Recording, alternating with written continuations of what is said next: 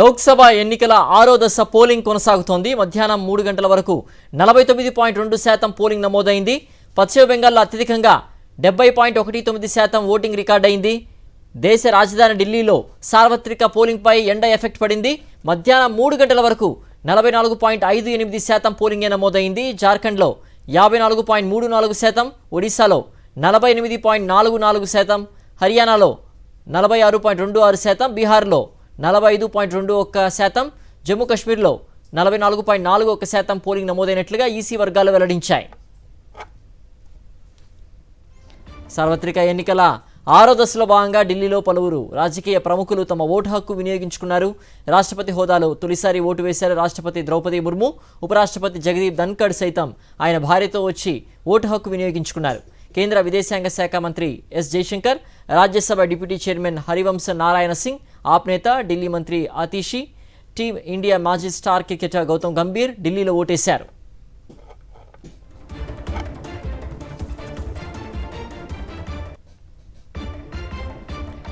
కాంగ్రెస్ అగ్రనేతలు సోనియా గాంధీ, రాహుల్ గాంధీ, ప్రియాంక వాద్రా ఢిల్లీలో తమ ఓటు హక్కును వినియోగించుకున్నారు.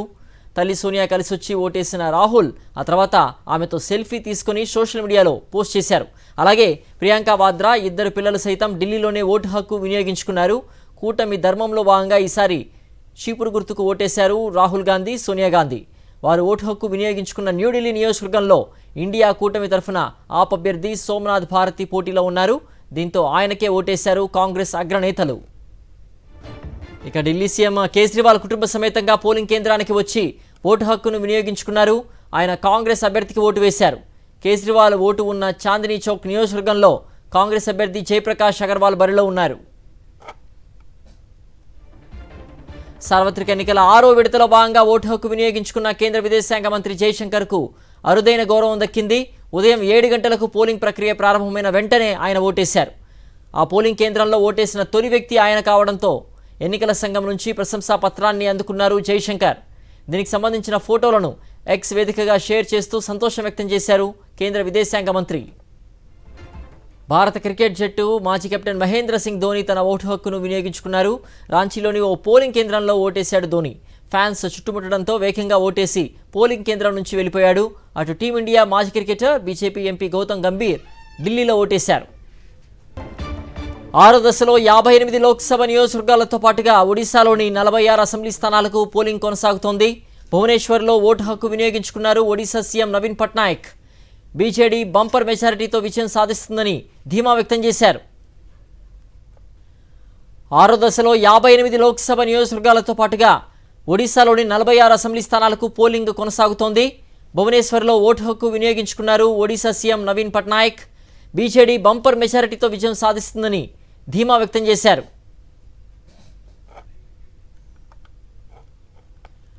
6వ దశ ఎన్నికలకు సంబంధించి మరింత సమాచారం మా ప్రతినిధి ఢిల్లీ ప్రతినిధి వెంకటేష్ అందిస్తారు. వెంకటేష్, ఇటు సోనియా గాంధీ, రాహుల్ గాంధీ, ప్రియాంక గాంధీతో పాటుగా ఆప్ నుంచి కూడా అరవింద్ కేజ్రీవాల్తో పాటు ముఖ్య నేతలు కూడా ఓటు హక్కు వినియోగించుకున్నారు. అలాగే దేశవ్యాప్తంగా కూడా పలు చోట్ల కూడా మనం పోలింగ్ సరళిని చూస్తూ వస్తున్నాం. ఎలా జరుగుతుంది మొత్తం మీద పోలింగ్?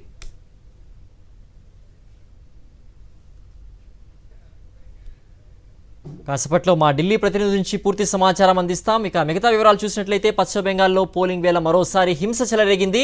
6వ దశ ఓటింగ్ సందర్భంగా పలు కేంద్రాల వద్ద బీజేపీ, తృణమూల్ కార్యకర్తలు ఘర్షణకు దిగారు. గటల్ నియోజకవర్గంలో తమ బూత్ ఏజెంట్లను టీఎంసీ శ్రేణులు అడ్డుకున్నారంటూ ఈసీకి ఫిర్యాదు చేశారు బీజేపీ అభ్యర్థి కిరణ్ చటర్జీ. బీజేపీ కార్యకర్తలు ఆందోళనకు దిగడంతో పోలింగ్ కేంద్రం వద్ద ఉద్రిక్త పరిస్థితులు తలెత్తాయి. జర్గ్రామ్ లోక్సభ బీజేపీ అభ్యర్థి ప్రణత్ తుడుపై టీఎంసీ కార్యకర్తలు దాడికి తెగబడ్డారు. సార్వత్రిక ఎన్నికల్లో 6 విడతల పోలింగ్ పూర్తయ్యేసరికి ఫలితాలపై ఆసక్తికరమైన చర్చ ప్రారంభమైంది. అసలు పోటీలో లేదనుకున్న ఇండియా కూటమి కొన్ని రాష్ట్రాల్లో గట్టి పోటీ ఇస్తోందని వార్తలు వస్తున్నాయి. ప్రతి దశ కీలకమే అన్నట్లుగా పోలింగ్ సరళి కనిపిస్తోందంటున్నారు విశ్లేషకులు. దీంతో జూన్ 1న జోషన్ చెప్పబోయే ఎగ్జిట్ పోల్ సంస్థలు సైతం కన్ఫ్యూజన్లో ఉన్నట్టు తెలుస్తోంది. అబ్కీ బార్ 400 పార్ నినాదంతో ఈసారి బీజేపీ ప్రచారంలో అందరికంటే ముందు నిలిచింది.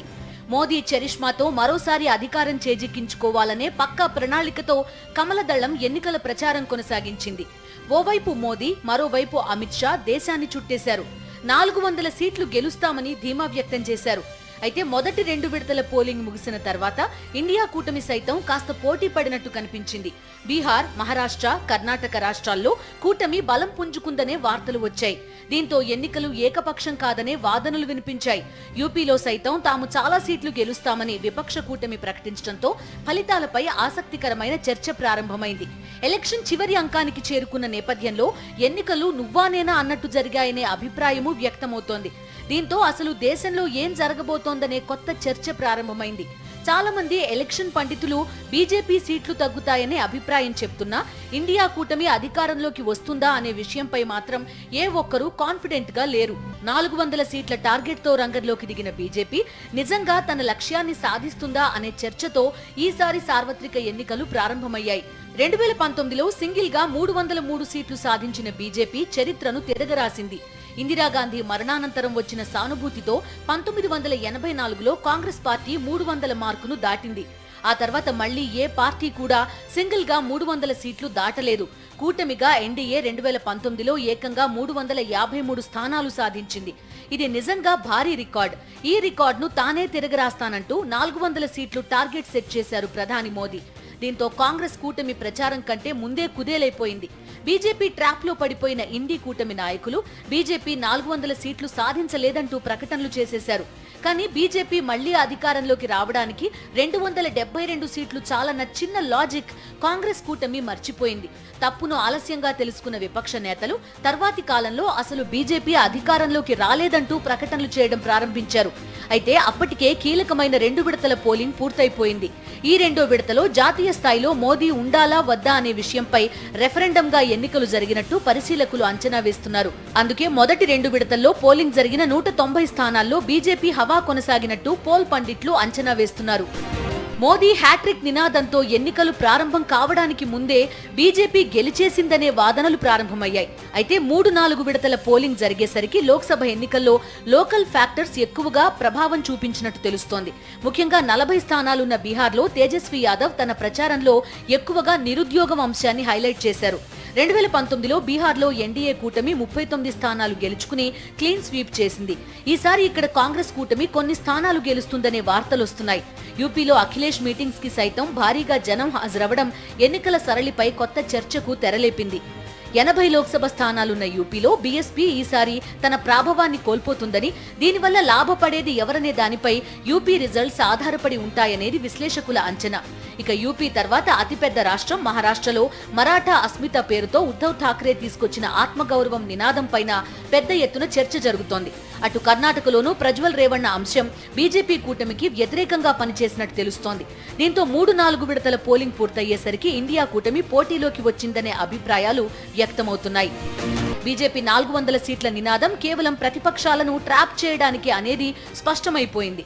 అయితే బీజేపీ మాత్రం ఇప్పటికీ 400 సీట్లు సాధ్యమని అంటోంది. 2019లో 353 సీట్లు సాధించిన ఎన్డీఏ మరో 40 సీట్లు సాధించడం కష్టమేం కాదని కొంతమంది ఎన్నికల విశ్లేషకులు అంటున్నారు. ముఖ్యంగా ప్రతిపక్షం బలహీనంగా ఉండడం వల్ల బీజేపీకి పోటీ లేకుండా పోయిందని కొంతమంది పోల్స్టర్స్ విశ్లేషిస్తున్నారు. మోదీకి ప్రత్యామ్నాయం లేకపోవడం, విదేశీ విధానం, ఆర్థిక పురోగతి లాంటి అంశాలు బీజేపీకి కలిసి వచ్చే అంశాలని వీరు వాదిస్తున్నారు. 400 సీట్లు సాధ్యమే అని, ఒకవేళ 400 సాధ్యం కాకపోయినా గతం కంటే బీజేపీ సీట్లు పెరుగుతాయంటున్నారు. ఇక బీజేపీ ఈసారి ప్రభుత్వం ఏర్పాటు చేస్తుందని, బీజేపీ సొంతంగా 300 సీట్లు గెలుస్తుందని సిఎస్డిఎస్ సంస్థకు చెందిన సంజయ్ కుమార్ అంచనా వేశారు. బీజేపీ మిత్రపక్షాలు మాత్రం చాలా ఘోరంగా ఓడిపోతాయని, అందుకే ఎన్డీఏకు 400 సీట్లు సాధ్యం కాదని చెప్తున్నారు. ఈసారి పోటీ నువ్వా నేనా అన్నట్టే ఉందని, అయితే ఇప్పటికీ బీజేపీకే ఎక్కువ అవకాశాలున్నాయని స్పష్టం చేశారు రాక్ పెల్లర్ ఇంటర్నేషనల్ చైర్మన్ రుచిర్ శర్మ. ఇక కాంగ్రెస్ పార్టీకి కాస్త అనుకూలంగా వ్యవహరించే యోగేంద్ర యాదవ్ లాంటి సెఫాలజిస్టులు కాస్త డిఫరెంట్ వాదన ముందుకు తెస్తున్నారు.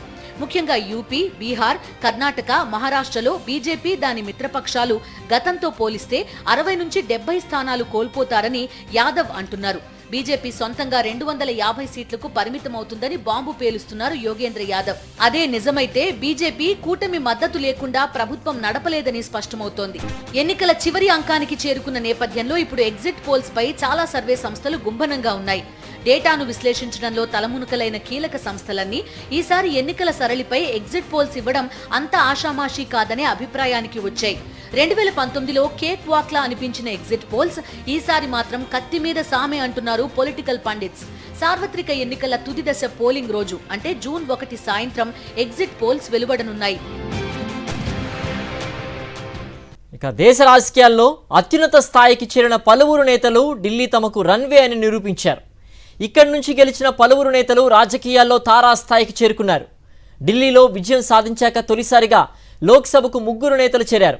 వీరిని కేంద్ర ప్రభుత్వంలో కీలక పదవులు వరించాయి. మరోవైపు మహిళల్ని లోక్సభకు పంపే విషయంలో ఢిల్లీ పేలవమైన రికార్డు మూటగట్టుకుంది. స్వాతంత్ర్యం అనంతరం ఇప్పటిదాకా నగరం నుంచి ఎంపీలుగా ఎన్నికైన మహిళలు కేవలం 9 మంది మాత్రమే ఉన్నారు.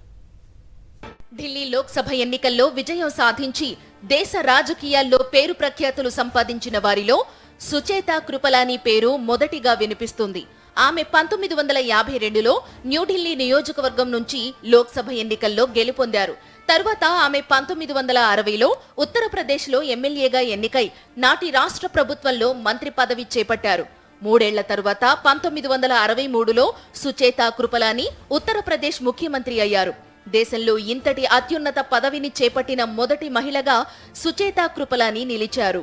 బీజేపీ సీనియర్ నేత లాల్ కృష్ణ అడ్వాణీ కూడా తొలిసారిగా 1989లో ఢిల్లీ లోక్సభ ఎన్నికల్లో పోటీ చేశారు.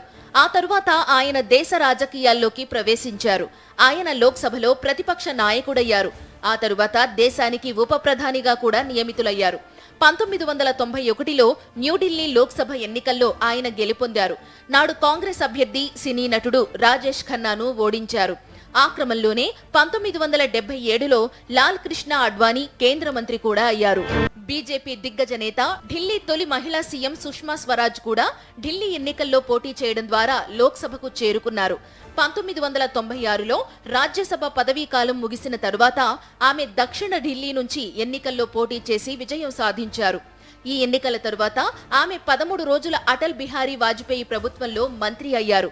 దీని తరువాత ఆమె 1998లో దక్షిణ ఢిల్లీ నుంచి మరోమారు గెలిచారు. అప్పుడు కూడా కేంద్ర ప్రభుత్వంలో మంత్రిగా పనిచేశారు. ఈ సమయంలో సాహిబ్ సింగ్ స్థానంలో బీజేపీ ఆమెను ఢిల్లీ ముఖ్యమంత్రిని చేసింది.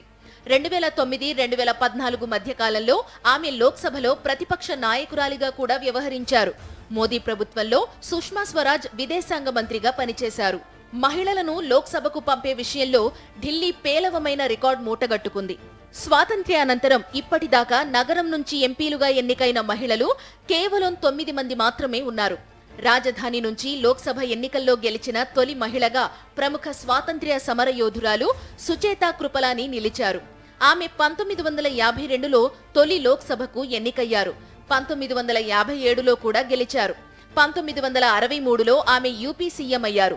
మళ్లీ 9 ఏళ్లకు 1971లో సుభద్రా జోషి, ముకుల్ బెనర్జీ ఢిల్లీ నుంచి లోక్సభకు ఎన్నికయ్యారు.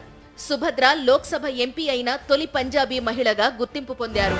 తరువాత 1980లో సుందర్వతి నావల్ ప్రభాకర్ చాందినీ చౌక్ లోక్సభ స్థానం నుంచి గెలిచారు. అనంతరం 1996, 1998 ఎన్నికల్లో మీరా కుమార్, సుష్మా స్వరాజ్ ఎంపీలయ్యారు. 2004, 2009లో కాంగ్రెస్ కు చెందిన కృష్ణతీర్థ్ ఢిల్లీ నుంచి ఎంపీ అయ్యారు. 2014, 2019లో మీనాక్షి లేఖి బీజేపీ నుంచి న్యూఢిల్లీ స్థానంలో నెగ్గారు. ఢిల్లీ మాజీ సీఎం షీలా దీక్షిత్, కేంద్ర మంత్రి స్మృతి ఇరానీ ఢిల్లీ నుంచి లోక్సభ బరిలో దిగినా ఓటమి చవిచూశారు. ఈసారి న్యూఢిల్లీ నుంచి బీజేపీ తరపున సుష్మా స్వరాజ్ కూతురు బాన్సూరి, వెస్ట్ ఢిల్లీలో కమల్ జీత్ షెరావత్ రూపంలో 2 మహిళలకు ఢిల్లీలో టికెట్లిచ్చింది. కాంగ్రెస్ మాత్రం ఒక్క మహిళకు కూడా ఢిల్లీలో అవకాశం ఇవ్వలేదు. సార్వత్రిక ఎన్నికల్లో ఇండియా కూటమి ఓటమి ఖాయమన్నారు ప్రధాని మోదీ. ఈ ఓటమికి కాంగ్రెస్ పార్టీ మల్లికార్జున ఖర్గేను బలిపశువును చేస్తుందని ఆక్షేపించారు. బీహార్లోని కారాకట్, పాటలీపుత్రలో జరిగిన ఎన్నికల ప్రచార సభల్లో మోదీ మాట్లాడారు. ఇండియా కూటమి నేతలు వారి ఓటు బ్యాంకు కోసమే పనిచేస్తారని, తనకు మాత్రం రాజ్యాంగమే సుప్రీమని స్పష్టం చేశారు. आपने 10 साल तक अपने मोदी को जांचा है, परखा है. आपको मोदी का काम भी पता है, मोदी की नीयत भी पता है. लेकिन दूसरी ओर कौन है? लोग पूछते हैं कि इंडी जमात में प्रधानमंत्री कौन बनेगा। जनता को ये हक है ना जानने का, नहीं है भाई? हक है ना? लेकिन वो जवाब नहीं देते। वो जैसे ही कोई पूछता है भाई तुम्हारा प्रधानमंत्री का कैंडिडेट कौन, तो वहां आपस में ही सिर फुटबल हो जाता है। और कांग्रेस देश को अपनी जागीर समझती है। उसे लगता है शाहजादे ही इकलौते वारिस है।